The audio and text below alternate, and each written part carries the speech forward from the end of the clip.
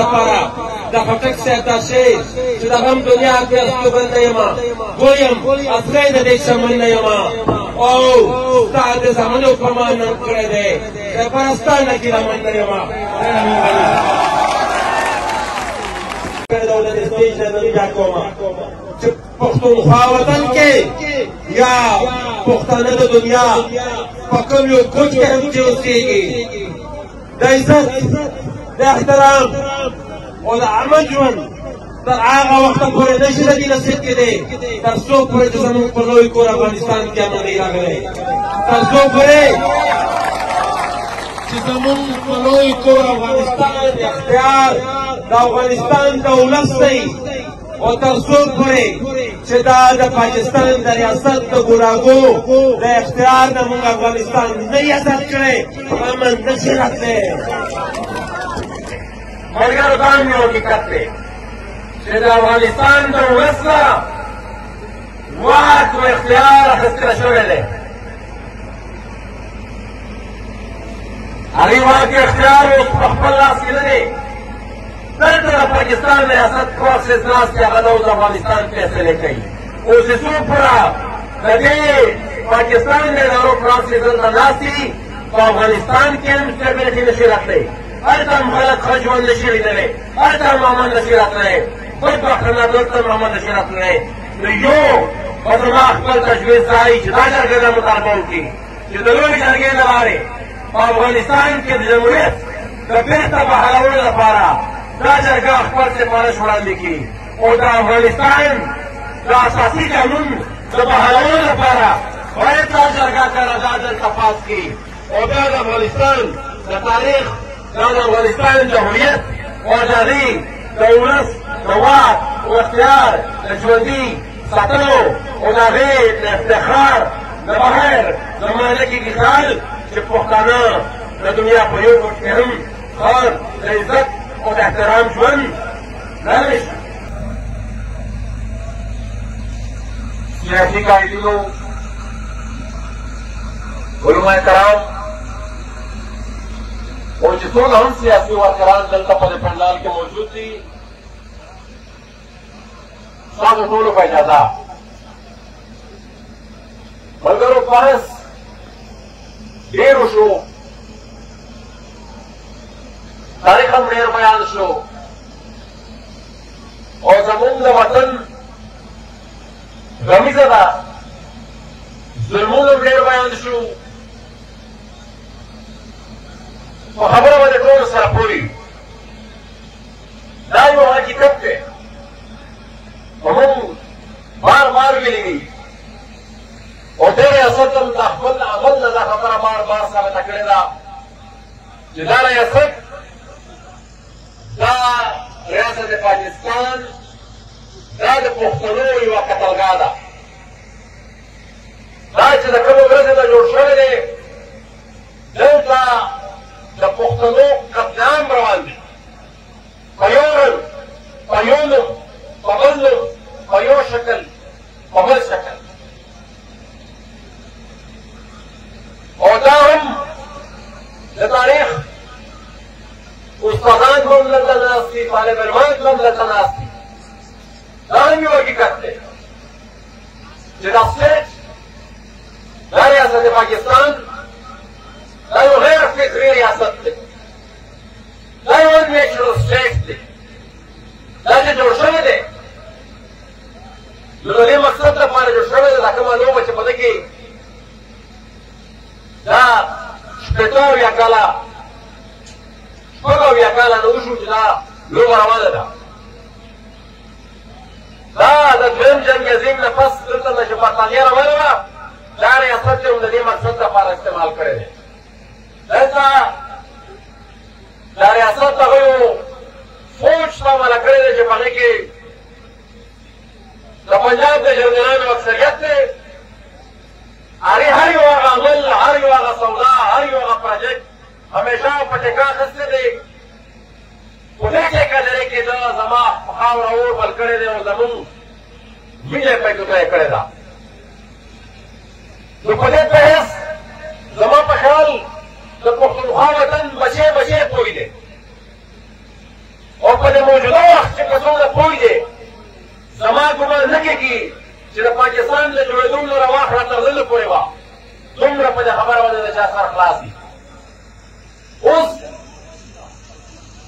دا هم یو حقیقت دی چې ډېر غنیمت دی دا نن چې مختلف الخیال د مختلف ګوندونو مختلف سماجي تنظیمونو مشران او ملګري دلته ناست دي او په یو داسې حالت کې ناست دي چې دا جنګونه چې کوم تېر شو په ځای د دې چې هغه ختم وی هغه یو په داسې نوي خوفناک سټېج کې داخل شوي دي چې زموږ مړونه په تېر شویو وختونو کې کومه لویه وه ګمان دا دی چې که دا دغه شانتې جرګې مونږ نه کړې دغه شانتې اتفاق جوړ نه کړو نو ګمان دا دی چې زموږ به د هغې نه لس چنده زیاته وینه تویېږي. زموږ باید دا جرګه یو غنیمت وګڼو خو دلته نه یو څو بنیادي ټکي د پاکستان ریاست ته د یو قرارداد په شکل کې یا د دې جرګې د اعلامیې په شکل کې هغې مخې ته کېږو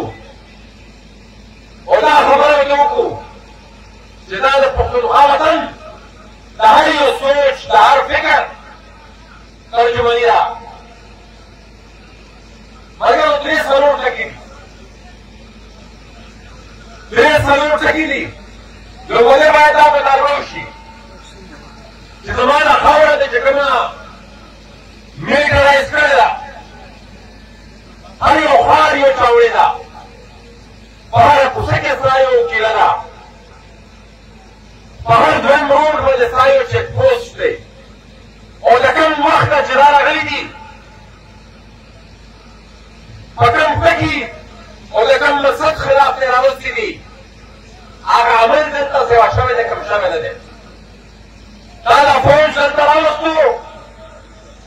د دهشتګردۍ خلاف خو دا دهشتګردي د فوج د راتګ نه پس سوا شوې ده کومه شوې بلکل نه ده. دا اپریشنونه کړي دي ستا د اپریشنونو په نتیجه کې دلته دهشتګردي لس چنده سوا شوې ده کومه شوې نه ده. نو باید دا یو مطالبه وشي د دې پنډال او د دې جرګې ده چې دا افواج پاکستان چې کوم دی دا د مهرباني وکړي خپلو غیرتونو ته د واپس لاړ شي ممکن د دې څه ضرورت نشته. دا باید لومړنۍ مطالبه وي ځکه چې تر څو پوره دې په دې خاوره موجود وي دلته امن نشي راتلی او موږ دا هم نه وایو د امن لپاره به متبادل نظام دلته وي هغه موږ په خپل تجویزونو کې ورکړو چې د دې خاورې د امن لپاره د دې خاورې خپل ادارې شته هغه د دې خاورې امن یقیني کولی شي.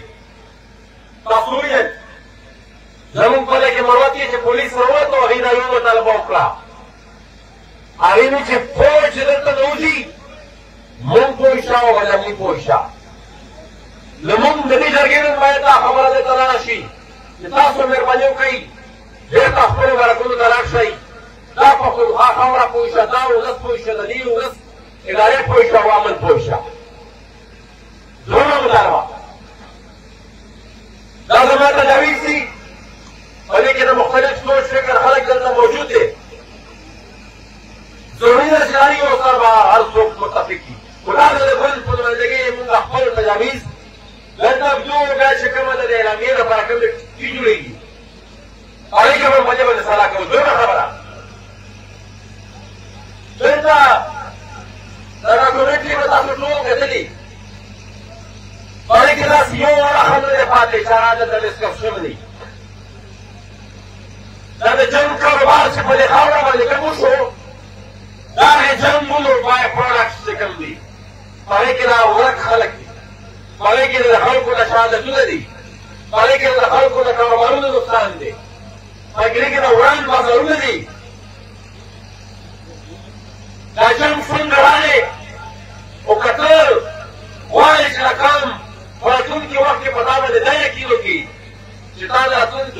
لپاره د خپل عمل د توغو وسله نو باید یو ټروت اینډ ریکنسیلیشن کمیشن د جنوبي افریقې په طرز ته په پاکستان کې جوړ کړي چې هغه به تحقیق وکړي او د ټول حقایق یا په ریکارډ کېږي چې ستا کوم غلطي ده ته غلطي وولې او راتلونکي وخت لپاره ته ووایې چې دا غلطي شوې ده دا به بیا نه کېږي د دې نه علاوه په دا باندې بیا دا قوم اعتبار نه کوي درېیمه خبره دلته دا ملک چې کله جوړ شو د ملک اکثریت په بنګال کې و پنجاب بغراوند کې حصه لرله پکې نو ولې د بنګال د اکثریت بیلنس کولو لپاره ولې یونټ جوړ کړو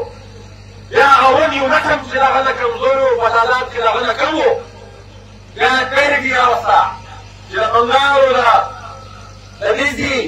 نمایندګي به په قومي اسمبلۍ کې یو شان دي په هغې کې هم چې دې پاتې راغی د بنګال ته وي چې په مخه دې ښه مونږ دا وایو چې دا اوس یو کامیاب فېډریشن نه دی پاتې شوی پاکستان ریاست ځان په یو فېډریشن ثابتولو کې ناکام شوی دی نو باید د دې شاګرد دا مطالبه وشي چې جوړ نوی امراني معاهده غواړو موږ پښتونخوا وطن د ریاست پاکستان سره په پاره کې موږ دا یو بنیادي شرط غواړو چې څومره مقامي وحدتونه دي چې څومره مقامي وحدتونه دي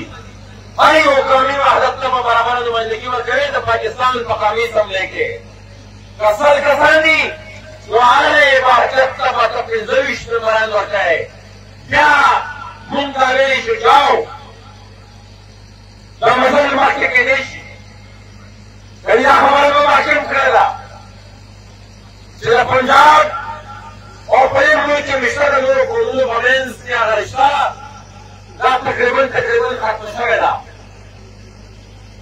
دا یو څو کیسې د دې نه بغیر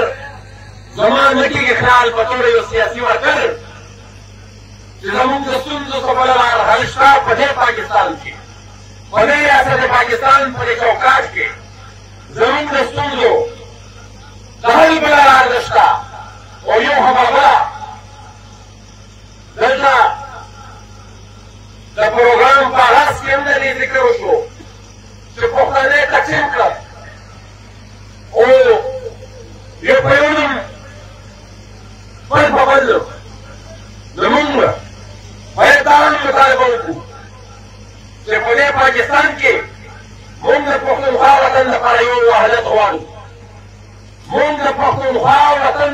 د تاریخي جغرافیایي په حساب خپلو پښتنو ته یو وحدت غواړو یو فېډریټنګ یونټ غواړو د دې کیسو نه پس دا امکانات شته چې دا ریاست مخکې وچلېږي که دغه شان نه چلېږي که دغه شان نه ولي نو په زور وایي د 1940 نه پس دې دفاع وچلولو خو دا زور تا ته هم پته شته چې دا اوس کوم ځای ته رسېدلی دی په دې جرګه کې د خپل زور اندازه ولګېدله تا ته هم د خپل زور اندازه لګېدلی دی چې ستا دا زور اوس کوم ځای ته رسېدلی دی نو باید دا چې کوم غوښتلي دي دا اثرونه دي په اخر کې زه یو خبره دا کومه چې د پښتونخوا اول زموږ د لوی کور د افغانستان د امن نه بغیر نه شي یقیني کېدی او د هغې ورانولو کې د هغې په ورانولو کې یا هلته په مدمنې کې یا چې څه هم هلته وشو په هغې کې هم د پاکستان د ریاست لاس و هغې د امریکې د ګټې لپاره هر هغه کردار ادا کړی دی چې هغې ته فایده رسېدلې ده پښتونخوا د یو بل افغان وطن ته په نقصان رسېدلی دی ملګرو دا هم یو حقیقت دی چې د افغانستان د ولس نه واک و اختیار اخیستلی شوی دی هغې واک اختیار اوس په خپل لاس کې نه دی دلته د پاکستان ریاست کورسز ناست چې هغه د افغانستان فیصلې کوي اوس څو پوره د دې پاکستان د ادارو پرانسز دلته ناست دي په افغانستان کې هم سټیبلیټي نشي راتلی، هلته هم خلک ښه ژوند نشي لیدلی، هلته هم امن نشي راتلی، بدبختانه دلته هم امن نشي راتلی. نو یو به زما خپل تجویز دا وي چې دا جرګه دا مطالبه وکړي چې د لویې جرګې له لارې په افغانستان کې د جمهوریت د بېرته بحالولو لپاره دا جرګه خپل سفارش وړاندې کړي او د افغانستان د اساسي قانون د بحالولو لپاره باید دا جرګه قرارداد دلته پاس کړي او دا د افغانستان د تاریخ دا د افغانستان د هویت او د هغې د ولس د واک او اختیار د ژوندي ساتلو او د هغې د افتخار د بهر د معنی کېږي خیال چې پښتانه د دنیا په یو ګوټ کې هم ښه د عزت او د احترام ژوند لرلی شي.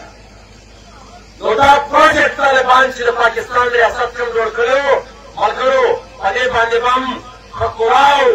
غږ کوو چې دا د وطن د تبعید لپاره تا کومه منصوبه جوړه کړې ده باید د دې له تتو مدار شي او دا پروجیکټ نوره ختم شي. ملګرو دلته د نورو ګوندونو مشران ناست دي، زه په اخره کې بیا تاسو ټولو ډېر مشکور یم چې دا دومره غټ تعداد کې دلته راغونډ شوئ او حقیقت کې چې موقع مونږ ته په لاس راغلې ده چې د خپل وطن فریاد مونږ دنیا ته وښیو. او زه د پټک صاحب په دې یو څو شعرونو تاسو نه اجازت غواړم